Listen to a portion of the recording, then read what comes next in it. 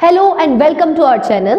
Let's start the most important chapter of civics, that is political party, जो class 10th में कई बार पूछा जा चुका है। एमसीक्यूज इससे बहुत सारे बनते हैं और बच्चों को अक्सर कंफ्यूजन होता है इसमें जो अलग अलग पार्टीज हैं उसमें से स्पेसिफिकली किस पार्टी के बारे में क्या पढ़ना है और कौन सी पार्टीज हैं जो टारगेट की जाती है।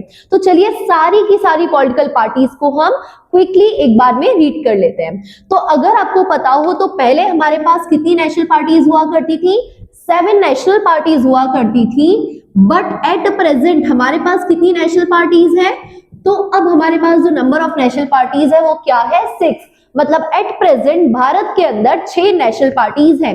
ऐसा इसलिए क्योंकि बहुत सारी ऐसी पॉलिटिकल पार्टीज थी जो नेशनल पार्टी का क्राइटेरिया पूरा नहीं कर पाई। क्राइटेरिया मतलब वही कि लोकसभा इलेक्शन में आपको 6% वोट चाहिए या तो कम से कम आपके पास 4 सीट्स होनी चाहिए। तो ये क्राइटेरिया फुलफिल ना कर पाने की वजह से एट प्रेजेंट हमारे पास कितनी पॉलिटिकल पार्टीज हैं, कितनी नेशनल पॉलिटिकल पार्टीज हैं? तो वो है 6। आइए जानते हैं इनके बारे में फैक्ट्स। तो इसमें सबसे पहले जो पार्टी है दैट इज एएपी, आप मतलब कि आम आदमी पार्टी।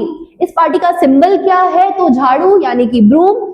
उसके अलावा ये किस ईयर में बनी थी? तो ईयर इसका आप याद रखिएगा 2012 में बनी थी। किसने बनाई थी? तो अरविंद केजरीवाल जी ने बनाई थी। कहां पर थी ये स्टार्टिंग में? तो स्टार्टिंग में ये दिल्ली में हुआ करती थी। इसका एम क्या है? तो जैसा कि आपको सिंबल से पता चल रहा है इसका सिंबल क्या है? झाड़ू। मतलब ये क्या करेगी? क्लीनिंग। पर क्लीन किस चीज को करेगी? तो करप्शन को हटा देगी। तो anti corruption, transparency and clean administration, ये आम आदमी पार्टी का मेन एम है।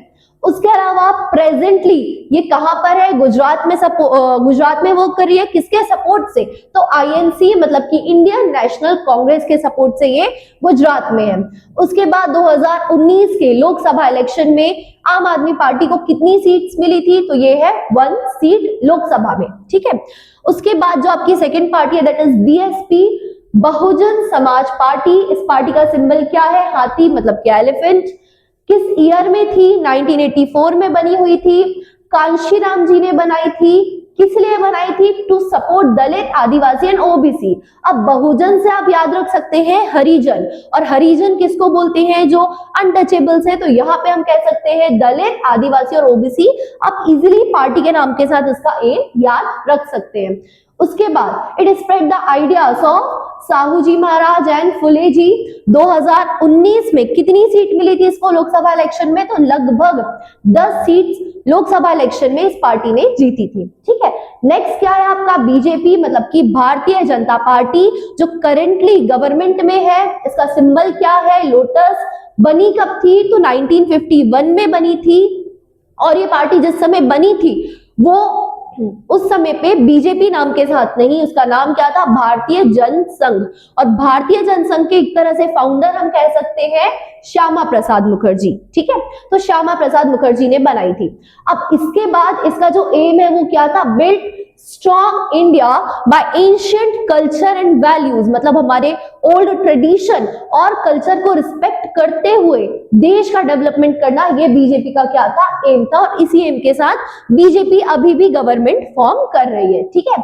इसके बारे में फैक्ट क्या है? तो 2019 के भी लोकसभा इलेक्शन में सबसे बड़ी लार्जेस्ट पार्टी बीजेपी थी।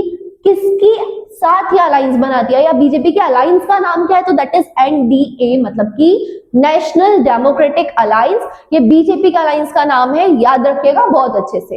नेक्स्ट पार्टी क्या है? CPIM, communist party of India Marxist. अब इसका जो पार्टी सिंबल है वो क्या है? तो आप एक हंसिया यहाँ पर देख सकते हैं। उसके अलावा इसके जो फाउंडेशन ईयर है वो रहा है आपका 1964। इसमें बहुत सारे लीडर आपको मिलेंगे, ज्योति बासु और 3-4 लीडर्स के फाउंडर आपको इस पार्टी के मिलेंगे। ठीक है। प्रेजेंटली ये वेस्ट बंगाल में काफी एक्टिवली काम कर रही है। उसके बाद इसका जो एम क्या है? सोशलिज्म, डेमोक्रेसी एंड सेक्युलरिज्म को प्रमोट करना सीपीआईएम का मेन एम है। 2019 में इसको लगभग 3 सीट्स मिली थी लोकसभा इलेक्शन के अंदर। उसके बाद हम बात करते हैं आईएनसी, जो अभी एट प्रेजेंट स्ट्रॉन्ग ऑपोजिशन का काम कर रही है। इंडियन नेशनल कांग्रेस, जिसे आमतौर पे हम कांग्रेस पार्टी के नाम से जानते हैं। पार्टी सिंबल इसका क्या है? पंजा, एक पाम। फाउंड ये कब हुई थी? 1885 में। इंडिया की ओल्डेस्ट पॉलिटिकल पार्टी क्या है आपकी? कांग्रेस, आईएनसी। और वर्ल्ड की one of the oldest party में गिनी जाती है आपकी इंडियन नेशनल कांग्रेस। फाउंडर कौन थे? एओयू। उसके अलावा इसका एम क्या है? मॉडर्न सेक्युलरिज्म प्रमोट करना। सेक्युलरिज्म का मतलब होता है हर धर्म को इक्वल ट्रीट करना, सबको साथ में लेकर आगे बढ़ना। तो इसी एम के साथ पॉलिटिकल पार्टी अभी भी काम कर रही है। 2019 में इसको लगभग 52 सीट्स मिली थी आपके लोकसभा इलेक्शन के अंदर। अब जो अगली पॉलिटिकल पार्टी है वो क्या है? एनपीपी।